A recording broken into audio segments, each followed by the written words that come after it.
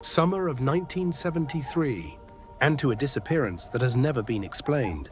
But that summer, innocence gave way to mystery, to fear. Surrounded by nature, it seemed like an innocent summer retreat. Valiska Youth Camp, in the northwestern region of the Soviet Union, near the dense forests close to the Latvian border, a youth camp was established. Valiska Camp was one of many youth camps established by the Soviet regime, meant to teach nature, discipline, and ideological loyalty. But Valiska's location was far more isolated than the others. The surrounding forest was dense and disorienting. Locals even referred to the area as the Dark Woods, a place where people lost their sense of direction and sometimes never came back. Irina Pavlenko was one of the quietest children in the camp. Her mother worked for the state. Her father had mysteriously vanished years earlier. Irina always kept a distance from others. But when it came to nature, especially the forest, she felt something strange. As if something in the trees was waiting for her. A secret. A calling only she could hear. On the morning of the fourth day, Irina was missing from her bed. At first, no one panicked. But as the hours passed, worry began to grow. Search efforts were launched. Local villagers, police units, volunteers, they all combed through the dense forest. Only one clue was found. A child's shoe, stuck deep in the mud just outside the campgrounds. The shoe belonged to Irina, but even more disturbing was the direction it pointed.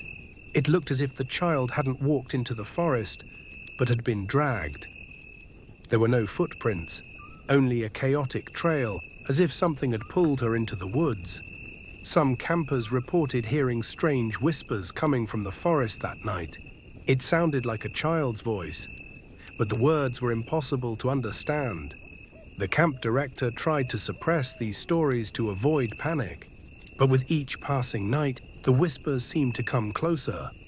On the seventh day of the search, the camp was permanently shut down.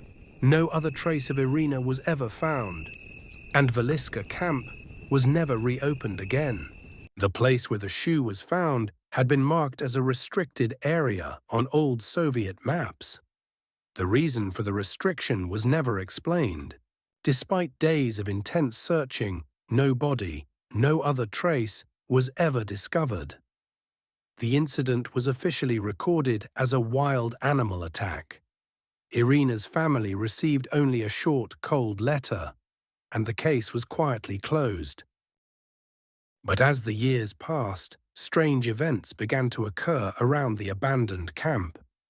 At night, the sound of a child crying could be heard from deep within the forest. On misty days, a figure was sometimes seen, a little girl carrying an old teddy bear.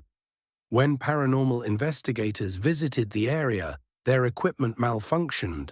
Their recordings captured unexplained sounds, shifting shadows and flickering figures. Irina Pavlenko was never found again. But was this merely a tragic disappearance? Or was there something much darker hidden there? Something the Soviets kept secret from the world? Would you dare to enter that forest?